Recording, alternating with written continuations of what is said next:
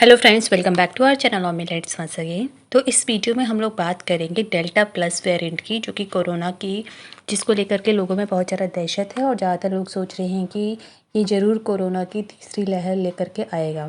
Already India जैसी country जो second wave का ऑलरेडी फेस कर रही है, कितने लोगों की अपनी जान जा चुकी है इसमें, उनके लिए तीसरी लहर लाना एक बहुत ही बड़ी टेंशन की बात है। लेकिन कई डॉक्टर्स प्रैक्टिशनर्स ऐसे भी हैं जो कह रहे हैं कि ऐसा नहीं है कि यहाँ पर तीसरी लहर डेल्टा वेरिएंट के कारण आएगी, क्योंकि ऑलरेडी कई लोग इम्यूनाइज्ड हो चुके हैं, कईयों को ऑलरेडी इन्फेक्शन हो चुका है, तो मे बी उन लोगों पे ये असर ना करे।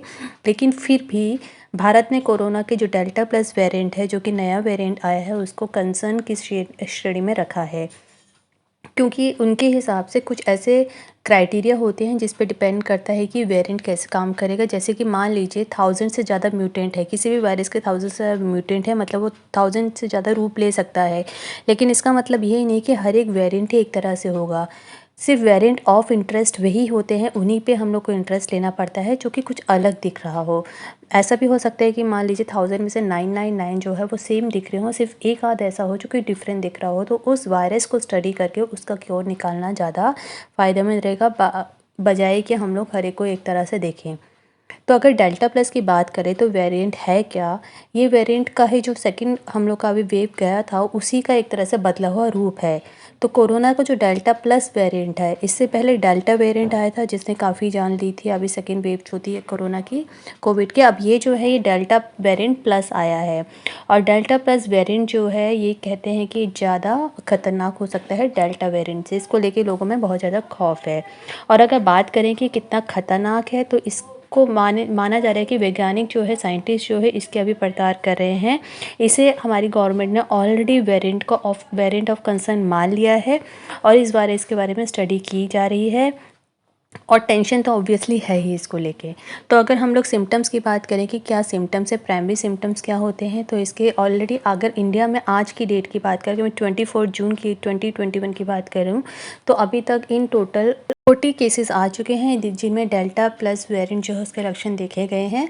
और ये जो सिम्टम्स अगर हम बात करें तो नॉर्मल जो डेल्टा वेरिएंट में थे, जो देखा गया है सेकेंड वेरिएंट में, जैसे कि स्टोमक पेन, वॉमिटिंग फील होना, या फिर भूख नहीं लगना, लॉस ऑफ एपेटाइट, या फिर सुनने की क्षमता कम हो जाना, हियरिंग इशू आना, तो इस तरह की, या फिर मसल पेन होना, बॉडी पेन होना, इस तरह के जो सिम्टम्स सेकेंड वेव में देखे गए हैं वही डेल्टा प्लस वेरिएंट में भी देखे गए हैं।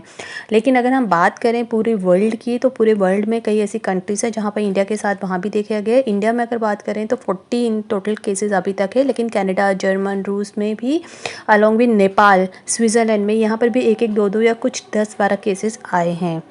पुर्तगाल भी इसमें शामिल है, जापान, यूएस, और यूएसए में 14 केसेस सो फार आ चुके हैं आज की डेट की अगर बात करें तो।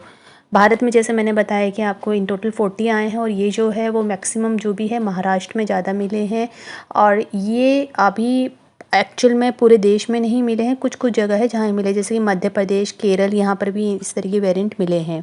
और अगर हम बात करें कि जो वैक्सीनेशन का असर कितना होगा, जो वैक्सीनेशन ऑलरेडी कोवैक्सीन, कोविशील्ड, इस तरह की जो ऑलरेडी वैक्सीनेशन लगाई जा रही है, उसका क्या होगा, तो इंडियन गवर्नमेंट ने कह दिया है कि वैक्सीन जो है कोविशील्ड, कोवैक्सीन, ये डेल्टा वेरिएंट पर ईजिली असर करेगी और इसको क्योर करने में हेल्प करेगी। लेकिन अगर हम फॉरेन स्टडीज़ को देखें तो उसमें ये लिखा गया है, उन्होंने ये कहा है कि वैक्सीन जो है इस वेरिएंट के खिलाफ बाकी वेरिएंट की तुलना में कम एंटीबॉडीज़ बनाती है।